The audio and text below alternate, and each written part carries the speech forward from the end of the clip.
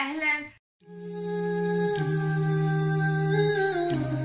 Salut à tous, j'espère que vous allez tous bien. Aujourd'hui je vous retrouve pour une nouvelle vidéo. Oulala, qu'est-ce qui fait chaud. Je déclare ouverte la saison où c'est impossible de filmer parce que la lampe déjà elle te met sous 60 degrés. T'allumes le ventilo, on l'entend, t'ouvres la fenêtre, on l'entend, donc t'es obligé de crever de chaud. Voilà, la vidéo d'aujourd'hui, comme vous l'avez vu dans le titre, ça va être la vidéo sur les restrictions, entre guillemets, les nouvelles lois qu'il y a eu depuis le 9 juin. Où est-ce qu'on peut voyager? C'est quoi ces histoires de zones? Est-ce qu'il faut se faire vacciner? Est-ce qu'il faut pas se faire vacciner? Est-ce qu'il faut faire un test PCR? Blablabla, en fonction de où. Vous m'avez beaucoup demandé cette vidéo sur Instagram. D'ailleurs, si tu ne suis pas sur Instagram, laisse mon Instagram juste là et je te laisse me rejoindre. Tu peux voir mes actualités, mes routines, mes quotidiennes plus rapidement directement là-bas. N'oublie pas aussi de t'abonner, d'activer la cloche et de liker la vidéo s'il te plaît. Et de me dire surtout dans les commentaires si tu as décidé de partir en vacances malgré tout ça ou comment tu vas faire. J'avais beaucoup demandé cette vidéo comme je vous l'ai dit parce que j'ai déjà fait une partie 1 que je vous mets juste là, ça vous intéresse de la regarder. Parce qu'il y a des trucs que je ne vais pas répéter ici, donc je vous réorienterai au fur et à mesure vers cette vidéo là que j'ai fait en mars, donc quand il y avait les premières restrictions. On s'est tous dit ouais, d'ici l'été ça va s'arranger, on va pouvoir voyager sans restriction, plus besoin de motifs impérieux. Au final c'est encore pire, j'ai l'impression, personnellement j'ai l'impression que c'est encore pire que pendant mars. Donc voilà, depuis il y a eu plein de gens qui regardent encore ma vidéo maintenant, donc elle est plus d'actualité parce qu'il y a eu des changements, donc j'ai décidé d'en faire une autre parce qu'à chaque fois on me pose des questions, ou sinon il y a des gens qui viennent, tu sais, ils lisent même pas, ils regardent même pas ni la date ni rien du tout, ils écoutent même pas ce que je dis. Ouais non mais tu m'as rien appris de nouveau, tout est accessible sur internet. Oui c'est vrai, enfin comme quasiment toutes les informations, je ne suis pas Macron, je suis pas le chef de l'État, je suis pas qui, hein, je suis pas comment il s'appelle le nouveau président des États-Unis là, Biden, je sais même pas comment il s'appelle pour vous dire, moi je suis restée à Trump. Bref, je vais pas inventer les lois, donc forcément je vais vous dire ce qu'il y a sur internet, mais à l'époque, en tout cas en mars, c'était pas du tout accessible comme maintenant. Pourquoi? Parce que chaque pays en fait il faisait à sa sauce. Donc moi j'avais passé des journées à réunir ces informations parce que je voulais voyager. Au final mon voyage a été annulé à la dernière minute, j'étais dégoûtée. Voilà, du coup quand on facilite le travail et qu'on vous mâche tout, vous n'avez plus qu'à avaler, bah la moindre des choses c'est de dire merci. Après bien sûr faire des recherches complémentaires, par exemple il y a des gens qui me disent oh mais t'as pas parlé de la Turquie, t'as pas parlé de tel ou tel pays. Les gars, il y a plus de 100 pays dans le monde, je vais pas parler de chaque pays. Vous voyez dans votre pays, il rentre dans quelle catégorie? Quand il y a des catégories, c'est tout. Juste avant de commencer, je vais juste vous montrer ce produit qui va vous être utile, si vous voyagez, que j'ai reçu de la plateforme Octolink, qui est de la marque en moins.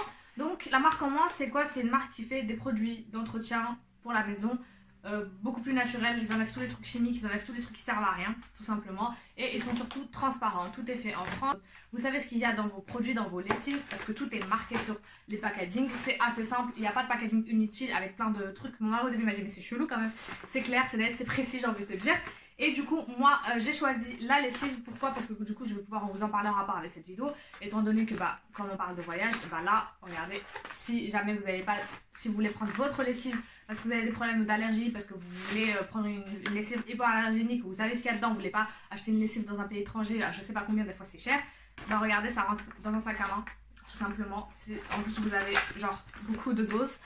Voilà, et du coup en fait dans chaque dosette vous avez ce qu'il faut pour faire une machine. Si vous avez vraiment une très grosse machine pour les familles nombreuses, vous en mettez 2. Donc c'est en fait juste de la lessive dedans. C'est ça qui est cool, c'est qu'il n'y a pas de produits cancérigènes. Il y a des produits cancérigènes qui sont dans les lessives de grandes marques par exemple, qu'ils ont retirés.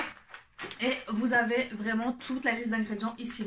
D'où est-ce que ça vient? Est-ce que c'est d'origine minérale, végétale ou synthétique? Parce qu'il y a des trucs qu'on ne peut pas produire naturellement, c'est pas possible pour certaines choses, comme par exemple le parfum. Donc voilà, après ils ont des produits qui sont 100% naturels, comme je sais plus c'était quoi, je crois un truc pour nettoyer des vitres. Donc voilà, c'est fabriqué à Rouen, tout ça. Moi pourquoi j'ai beaucoup aimé cette marque et j'ai été convaincue, j'ai dit que je voulais présenter le produit, que je voulais surtout l'essayer pour moi parce que je vais pas essayer n'importe quoi sur mes affaires à moi. Comme vous le savez, moi je suis de plus en plus dans une démarche, on va dire écologique, mais j'essaie de faire le maximum, de faire le moins de dégâts possible à la planète, parce que pour moi il en va de ma responsabilité de citoyenne et aussi de croyante, parce que pour moi la planète c'est un cadeau qu'on nous a fait, on n'est pas censé l'abîmer. Donc du coup vous savez, j'ai fait plein de choses qui font que je limite ma consommation pour abîmer moins la terre. Du coup là vous n'avez pas de plastique, tout est recyclable, ça va directement dedans, c'est biodégradable, ça va dans votre machine, ça s'avale, ça se dissout. De passer de plus en plus au bio, je me maquille beaucoup moins. Donc voilà, je suis vraiment dans une démarche de plus en plus comme ça. Donc si vous êtes comme moi et qu'en plus vous voulez quelque chose de pratique parce que vous devez voyager, parce que vous devez, je sais pas, vous devez avoir quelque chose de compact, c'est pas un gros bidon de lessive que vous devez trimballer avec vous. Vous pouvez au pire, si vous voulez pas tout prendre, vous en prenez quelques dosettes dans un petit sac, vraiment ça prend rien du tout. Et surtout ça risque pas de se percer parce qu'une fois j'ai fait ça avec les Ariel, je les ai mis dans mon sac. Et comme c'est du liquide, l'Ariel, alors que là c'est de la poudre, hein, c'est vraiment de la poudre, on dirait voilà. On dirait, vous savez ce qu'on dirait, mais non, c'est de la poudre. Et ben ça s'est percé dans mon sac, l'Ariel, j'en avais mis partout. Alors que là, bah, c'est de la poudre, au pire, même si ça se perce, bah, tu aspires et ça passe. Donc moi j'ai trouvé ça très cool. Donc pour toutes les personnes qui ont des enfants, c'est beaucoup mieux. Vous savez, les enfants ils ont des allergies produits, en sachant que ce qui est hyper bien, c'est que ça vient dans votre boîte aux lettres. Comme je vous ai dit, c'est tout petit, il est rentré direct dans votre boîte aux lettres. Pas besoin d'aller faire les courses, pas besoin d'y penser. C'est trop cool. Donc vous pouvez choisir en fonction. Vous avez lessive, la machine à vaisselle et pour un produit pour nettoyer multisurface. Donc voilà, si ça vous intéresse, n'hésitez pas à commander, ça arrive direct chez vous. Vous pouvez même après faire des roulements, comme ça vous y pensez plus. Il faut savoir avec les nouvelles restrictions, c'est qu'ils ont décidé de séparer entre guillemets le monde en 3 zones. Voilà, donc il y a les zones vertes où tu peux circuler librement, enfin librement. Voilà, on va y venir, mais plus ou moins librement. T'as pas besoin d'avoir un motif impérieux, tu peux y aller comme tu veux, en vacances. T'as la zone orange où il te faut un motif impérieux. Et au retour, quand tu reviens, tu dois t'auto-isoler 7 jours. Voilà. Et la zone rouge, où c'est vraiment la cata, entre guillemets, il te faut non seulement un motif impérieux pour partir, et quand tu reviens, tu as une quatorzaine obligatoire avec la police qui vient chez toi pour vérifier que tu es bien chez toi. En sachant que je jouais pas avec ça, parce qu'il y a une fille qui est revenue de Dubaï il y a quelques jours, et en fait, la police est vraiment allée chez elle, ils leur ont dit on a une liste, on est obligé d'y aller, donc vraiment, genre, jouez pas avec ça, on passe vraiment. Vous risquez des amendes. Donc si jamais vous prenez le risque d'aller dans des pays rouges, respectez au moins ça parce que après ça peut aller loin. La première catégorie, donc la catégorie verte, comprend toute l'Europe, plus les pays en Europe, mais c'est des pays indépendants du genre de Monaco, le Vatican, le Monténégro, j'arrive pas à dire ce pays. Ces pays-là, donc eux c'est les pays verts comme je vous ai dit. Vous avez aussi d'autres pays qui sont pas en Europe où il y a, en gros c'est les pays où le virus circule très peu. C'est bien sûr que c'est politique parce que le virus ne circule pas très peu en Europe, hein. Pas plus qu'en Algérie ou au Maroc, pas du tout, mais bon, c'est pas grave, comme je disais c'est vraiment politique. Ils ont mis des accords entre eux, voilà. Et en plus de ça, tu as aussi l'Australie, le Japon, Israël, le Liban, et si j'ai oublié d'autres pays, je vous les mettrai là.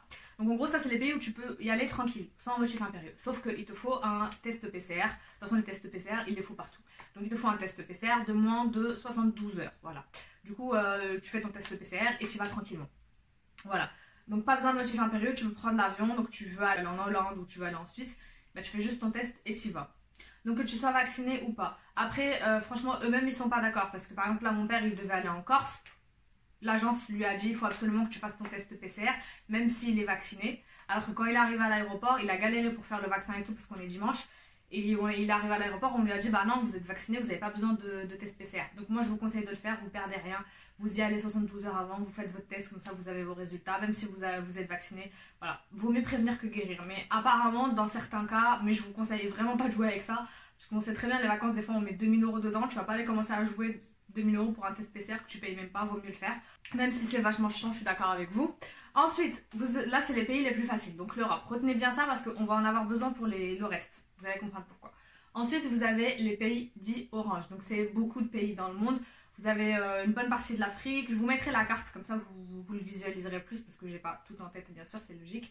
Vous avez une bonne partie de l'Afrique, comme je vous ai dit, le Maghreb il est en orange. Et aussi pas mal de pays de l'Amérique du Sud.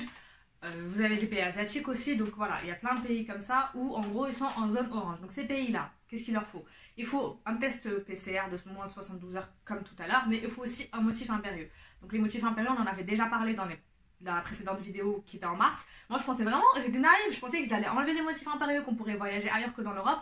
Pas du tout, que nenni, ou nada walou, rien du tout, c'est un truc de ouf. Quand j'ai vu ça, j'étais choquée, j'ai dit mais ils sont en sérieux avec leurs motifs impérieux. Donc en gros, en fait, ils t'obligent à rester en Europe. Donc économiquement, ça leur est profitable. Forcément que tu restes en Europe, bah, tu consommes européen, donc tu donnes de l'argent à l'Union européenne. Alors sachant que comme je vous ai dit, soi-disant, en truc orange, ça circule plus, mais je suis désolée, tu vois, dans certains pays en Afrique, le virus circule très peu par rapport à certains pays en Europe. En France, déjà, on est un des pires pour moi, pays où le virus circule, donc c'est vraiment hypocrite, sachez-le. Mais on est juste obligé de suivre les règles. Donc les motifs impérieux, je vais pas me répéter, mais en gros, c'est des motifs...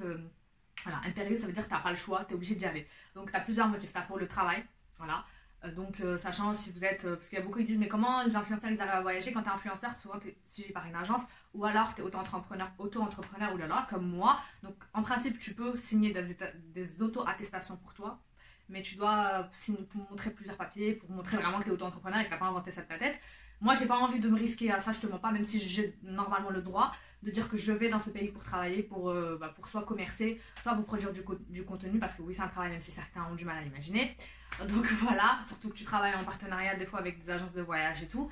Du coup, voilà, donc vous avez le travail, ou alors c'est votre entreprise qui vous signe le papier parce que vous devez y aller pour telle ou telle raison, et vous pouvez en profiter pour rallonger le voyage là-bas si vous voulez rester, si vous négociez avec votre entreprise par exemple.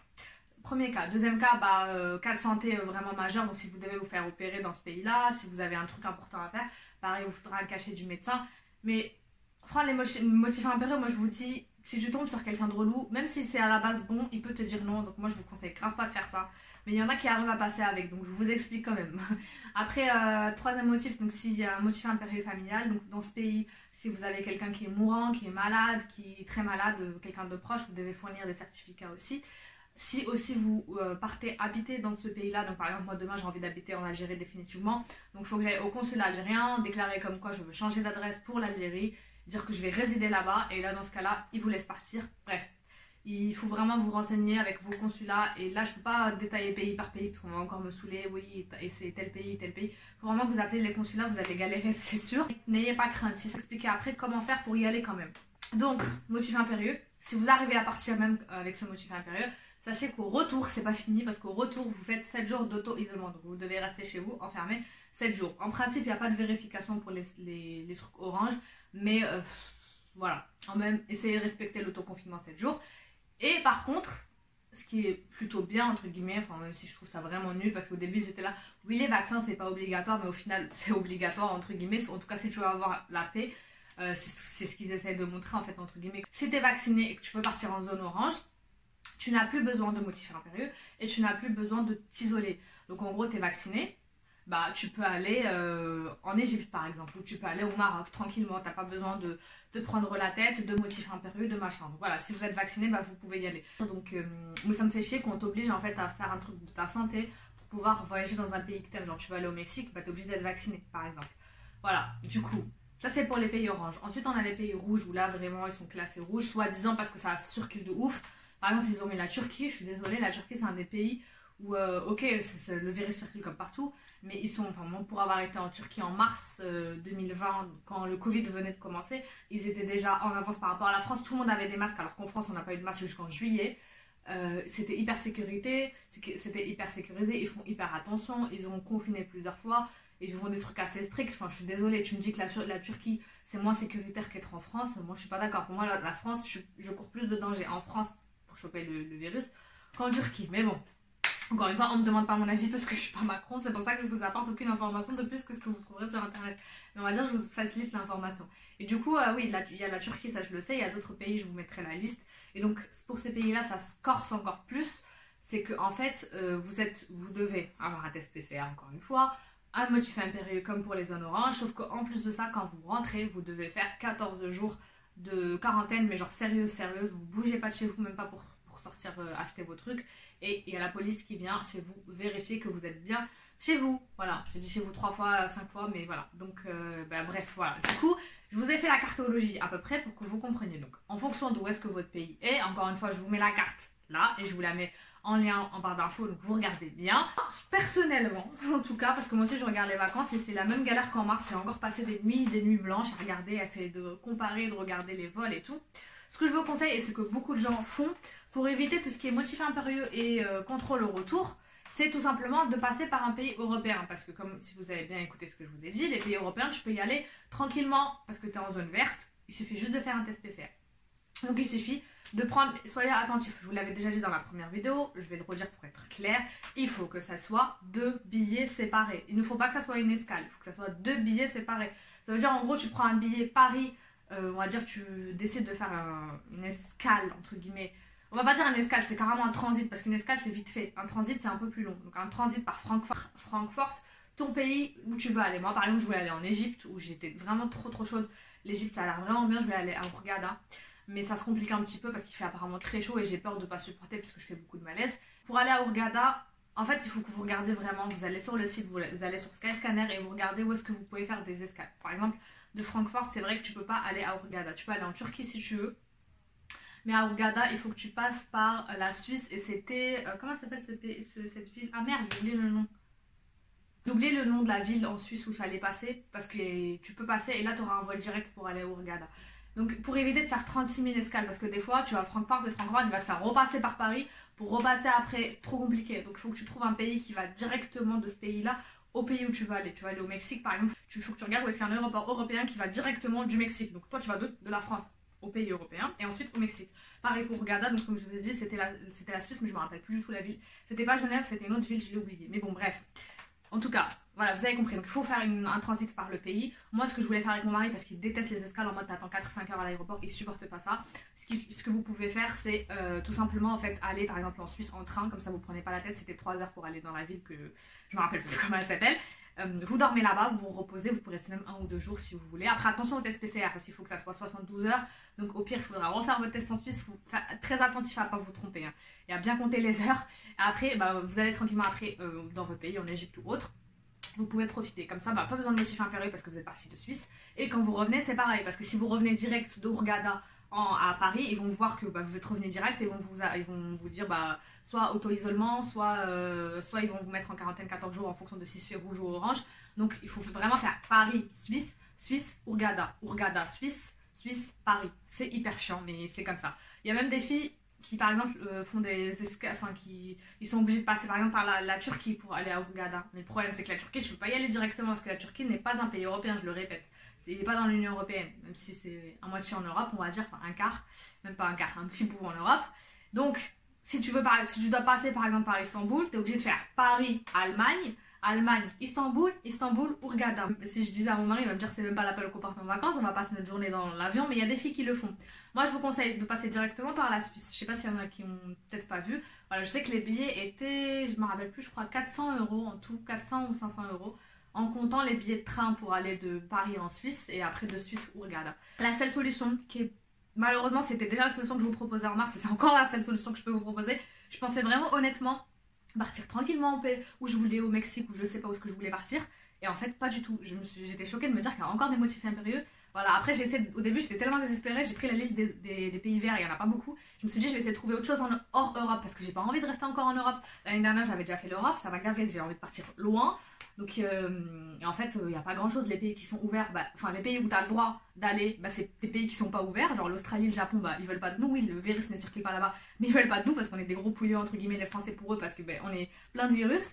Donc on va leur ramener du virus, ça sert à rien. Et sinon t'as le Liban, l'Israël, enfin voilà, il n'y a pas beaucoup de choix. Bon, on verra, moi je sais toujours pas où est-ce que je vais aller, si je vais aller quelque part, peut-être le Portugal, on va revenir vers l'Europe.